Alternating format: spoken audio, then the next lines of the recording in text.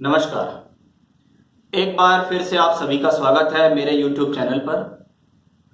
मेरा आज का विषय रहेगा कि बृहस्पति अगर कुंडली के तीसरे घर में हो तो किस प्रकार के फल देता है, चाहे स्थिति शुभ हो या अशुभ। उसी के बारे में हम यहाँ चर्चा करने वाले हैं कि ग्रह जब किसी भाव में बैठता है तो अपने स्वयं के कारकत्व भी होते हैं और भाव के भी कारकत्व होते हैं।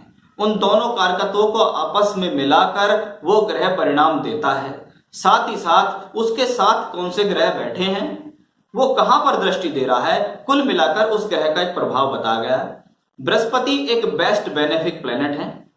किसी भी कुंडली के अंदर आशीर्वाद देने वाला एक ग्रह, यानी बृहस्पति का संबंध अगर किसी भी घर से बन जाए, किसी भी भाव से बन जाए, दृष्टि से बन जाए, युति से बन जाए, प्लेनेट से बन जाए, तो उसका नुकसान होने के लिए बहुत हद तक वो रोकता है। उस भाव से संबंधित कारकत्वों की हानि नहीं होने देता, अपनी तरफ से पूरा प्रयास करता है। तो विषय को शुरू करने से पहले यदि आप मेरे चैनल पर नए हैं तो मेरे चैनल को सब्सक्राइब करें, बेल आइकन दबाकर नोटिफिकेशन बेल को उसको दबाइएगा, जिससे जो भी आपके पास मैं वीडियो डालता हूं वो आपके पास समय से पहुंच जाए। तो शुरुआत करते हैं आज के विषय पर कि बृहस्पति अगर कुंडली के तीसरे भाव में बैठे तो कैसा परिणाम देंगे। बृहस्पति एक बेस्ट बेनिफिक प्लेनेट है। जहां बैठते हैं, जहां देखते हैं, दोनों तरफ शुभ फलदायी होते हैं। साथ ही साथ आशीर्वाद देने वाला कार्य करते हैं। जहां पे बैठे, जहां पे देखे, उस भाव को हमेशा ऊपर उठाने का प्रयास बृहस्पति देव करते हैं, चाहे वो कोई सा भी भाव हो। 5 भावों के कारक हैं बृहस्पति। धन भाव के कारक हैं दूसरे घर के, पंचम भाव संतान के कारक हैं, नवम भाव भाग्य स्थान के कारक हैं, कर्म भाव के कारक हैं दशम के, और एकादश यानी लाभ भाव के कारक। 5 जगह के कारक हैं, एक जगह पर बैठते हैं, 2 राशियों के मालिक होते हैं और 3 जगह दृष्टि देते हैं। इतने ज्यादा पावरफुल हैं बृहस्पति।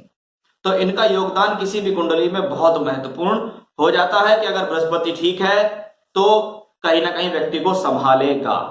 काल पुरुष का नवमेश यानी मेष लगन की कुंडली का नवम भाव भाग्य स्थान के मालिक भी हैं, पूर्व पुण्य के फल देने में सक्षम है, क्योंकि ये आचार्य हैं, देवताओं के आचार्य हैं, धर्म कारक हैं, इसलिए आपके पूर्व पुण्यों के फल भी देने में ये सक्षम है।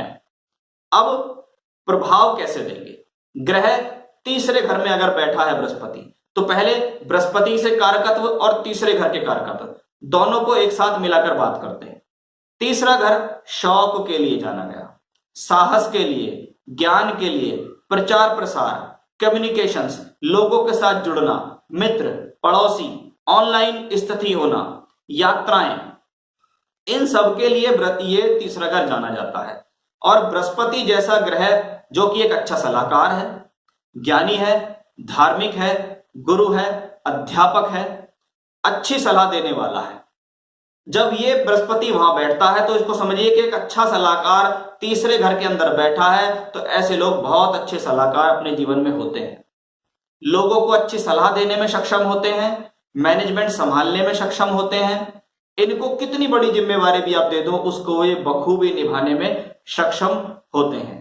तीसरे घर का बृहस्पति मैंने बहुत हॉरोस्कोप्स में देखा है, अगर व्यक्ति टीचिंग लाइन में जाए, पढ़ाने की लाइन में, शिक्षा देना, लोगों को सिखाना, विद्या बांटना, शास्त्रीय चीज के बारे में बात करना, प्राचीन ग्रंथों के बारे में बात करना, तो ऐसा बृहस्पति उन सभी लोगों को फायदेमंद होता है, क्योंकि बृहस्पति ज्ञानी है, विवेकी है, बुद्धिमान है। बड़ी सहजता से साहस करते हुए अपने जीवन में यह ग्रह आगे बढ़ता है, क्योंकि तीसरा घर साहस का है और वहां पर समझदार ग्रह हो तो जल्दबाजी नहीं होती ऐसे लोगों को।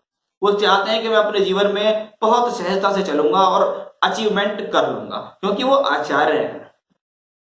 तो ये स्थिति तीसरे घर में बहुत शुभ फलदायी है। सामाजिक स्थिति को चाहने वाले ये होते हैं, यानी ये चाहते हैं कि भले ही धन ना मिले लेकिन मेरा सामाजिक उत्थान बराबर बना रहे, लोग बागों के बीच में मेरी रेस्पेक्ट बनी रहे, समाज में मेरी इज्जत बनी रहे।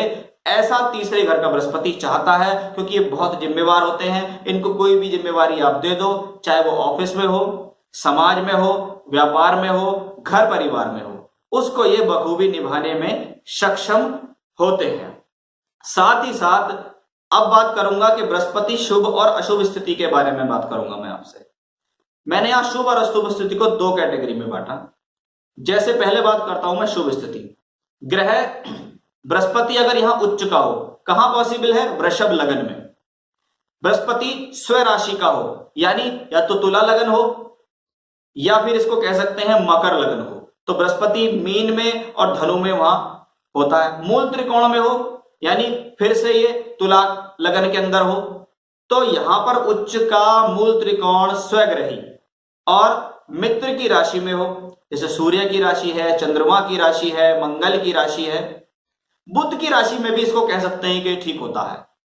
मित्र की राशि में हो, मित्र के साथ हो, मित्र से दृष्ट हो, शुभ ग्रह नेचुरल शुभ ग्रहों से दृष्ट हो, जैसे बुध से दृष्ट हो, शुक्र से, चंद्रमा से दृष्ट हो, तो ये बहुत बेहतर स्थिति का हो जाता है। यानी जो भाव के कारकत्व और ग्रह के कारकत्व है उनमें वृद्धि हो जाती है। बहुत बड़े स्पीकर हो सकते हैं, धर्माचार्य हो सकते हैं, साथ ही साथ मठाधीश हो सकते हैं, बहुत बड़े प्रोफेसर हो सकते हैं, अच्छे शोधकर्ता हो सकते हैं, वैज्ञानिक हो सकते हैं, डॉक्टरेट की उपाधि प्राप्त करने वाले हो सकते हैं, समाज में लोगों को अच्छी प्रीचिंग्स देने वाले, जैसे आज के समय में अच्छे अच्छे उपदेशात्मक हैं लोग बाग जो धर्म का प्रचार प्रसार करते हैं, उसमें बड़े अच्छे पोस्ट पर पहुंचने वाले ऐसे लोग होते हैं। साथ ही साथ अगर यह स्थिति खराब हो, नीच का हो, शत्रु क्षेत्रीय हो, अब नीच का कहां होगा? बृहस्पति मकर राशि के अंदर, यानी वृश्चिक लगन में। साथ ही साथ शत्रु राशियों में हो, जो इसकी शत्रु राशि है, शुक्र की राशि है, शनि की राशि है, उसके अंदर बैठा हुआ हो और अस्त हो, यानी सूर्य की अभाव से यह अस्त हो जाए, अशुभ ग्रहों के प्रभाव में हो, अशुभ कर्तरी में हो, दोनों तरफ अशुभ ग्रह हो, 6, 8, 12 के साथ मिला हुआ हो, तो ऐसा बृहस्पति बहुत प्रयास करता है, प्रयास में कोई कमी नहीं रहती, लेकिन पता नहीं वो व्यक्ति वहां से उठ नहीं पाता। टीचिंग लाइन ज्वाइन कर लेगा, एक छोटा टीचर बन के रह जाएगा, कोशिश करेगा लोगों में सलाह दूं, मेरी भी कुछ लोगों के बीच में बात रखी जाए, तो ऐसे लोग बोल देते लेकिन उनके बात का कोई सम्मान नहीं होता।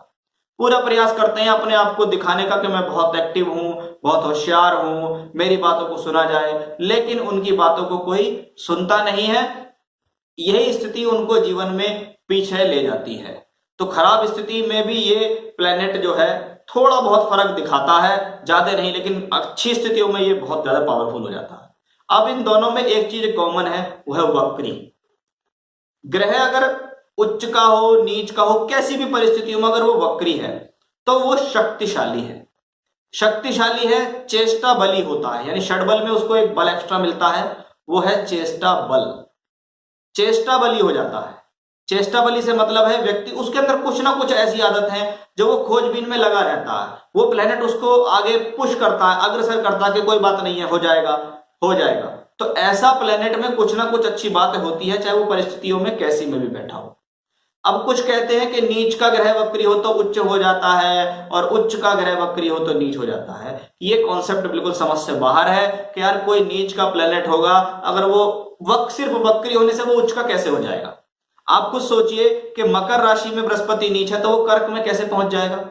हाँ, उसके अंदर कुछ वृद्धि हो जाएगी, कुछ अच्छी तरफ चलेगा, लेकिन अगर उच्च का प्लेनेट है, वक्री है, तो अहंकार को बढ़ाएगा। व्यक्ति के अंदर ये वाली बात आ जाएगी कि यार तेरे से बढ़िया कोई नहीं है इस दुनिया में, जो तू कह रहा है सबसे बढ़िया हुआ है।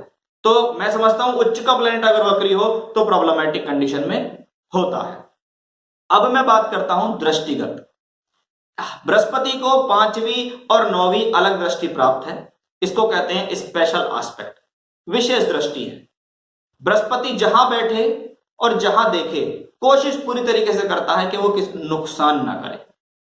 तो बृहस्पति जब तीसरे घर में बैठते हैं तो उनकी पंचम दृष्टि आती है सप्तम भाव। सप्तम भाव व्यापार का भाव है, क्योंकि वो दशम से दशम है। अगर ये शुभ स्थिति में है, अच्छी कंडीशन में बैठा हुआ है, तो सामाजिक पदवी देता है, पद प्राप्ति देता है, सामाजिक उत्थान देता है, साझेदारी से लाभ देता है, विदेश यात्रा कराता है, लोगों के बीच अच्छी उठबैठ बनाता है। साथ ही साथ इसमें एक चीज है, ऐसा व्यक्ति अपनी पत्नी को बच्चों से भी अधिक प्यार करता है। चाहे परिस्थिति कैसी भी हो, व्यक्ति सामने से भी तुम्हें कैसा दिखे, लेकिन अंदरूनी तौर पे वो व्यक्ति अपनी पत्नी से बहुत अधिक प्यार करता है। जब उसकी सप्तम दृष्टि भाग्य स्थान पर पड़ती है तो व्यक्ति अपने जीवन में अपने भाग्य को उजागर करने के लिए धर्म का सहारा भी लेता है। धर्म का सहारा, ईश्वर के प्रति आस्था, धर्म के प्रति जाएगा, भगवान को मानेगा, प्रचार प्रसार करेगा, लोगों को भी बताएगा कि आप इनको स्मरण कीजिए, उनका स्मरण करने से आपको लाभ मिलेगा। साथ ही साथ अगर बृहस्पति की दृष्टि जब नवम दृष्टि लाभ भाव पर जाती है तो नौवीं दृष्टि भाग्य की दृष्टि, आप भाग्य से लाभ कमा रहे हैं। आप कह रहे हैं मैं तो सिर्फ अपना कर्म कर रहा हूं। तीसरा घर सहजता से, साहस से कर्म करने का है, लाभ तो मिलेंगे, लाभ के अवसर तो आपके लिए तैयार है, आप एक बार शुरू कर दो।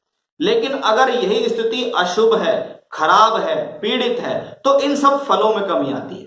मेहनत आप पूरी करते हैं, सामाजिकता आपको अच्छी नहीं मिलती, समाज में अच्छी उठ बैठ नहीं मिलती है, पत्नी भी आपको कोई ज्यादा तवज्जो नहीं देगी, साथ ही साथ आपका भाग्य आपका साथ नहीं देगा। लाभ के अवसर बड़े रुक रुक कर और रोक रोक कर बनेंगे, आप बहुत अधिक एफर्ट्स करेंगे तब जाके आप उसको लाभ प्राप्त कर सकेंगे, यानी लाभ के अवसर भी आपको रुक रुक कर मिलेंगे। तो ग्रह बृहस्पति जैसा कोई ग्रह जब तीसरे घर में बैठे तो अपने स्वयं के कारकत्व, भाव के कारकत्व दोनों को लेकर समन्वय बिठाता है। शुभ में होगा, अशुभ में होगा, उसके बारे में है। साथ ही साथ एक बहुत मुख्य चीज इसके अंदर आती है, ग्रह जैसा लग्न कुंडली के अंदर बैठा हुआ है, मतलब तीसरे घर में है, चाहे शुभ है या अशुभ है, लेकिन अगर ग्रह लग्न कुंडली में बहुत बढ़िया है और नवांश में जाके वो खराब हो गया, 6-8-12 में चला गया, अशुभ ग्रहों के साथ चला गया, नीच का हो गया, तो उसके फलों में कमी हो जाएगी। और अगर ग्रह नवांश कुंडली में पीड़ित है और लग्न कुंडली में पीड़ित है और नवांश में जाके वो ग्रह केंद्र त्रिकोण में पहुंच गया, उच्च का हो गया, शुभ ग्रहों के साथ हो गया, शुभ ग्रहों की राशियों में हो गया, तो ये ग्रह अच्छा हो जाता है। तो ये बात भी बहुत ज्यादा ध्यान देने योग्य है। तो ये था मेरा आज का विषय कि तीसरे घर में बृहस्पति अगर विराजमान होंगे तो किस प्रकार का परिणाम देंगे। इस वीडियो से संबंधित यदि कोई कमेंट आपका है तो आप मुझसे नीचे कमेंट बॉक्स में डालिए, पूछ सकते हैं। फिर से नए विषय के बारे में आपके सामने हाजिर होऊंगा मैं, तब तक के लिए बने रहिएगा मेरे साथ। नमस्कार।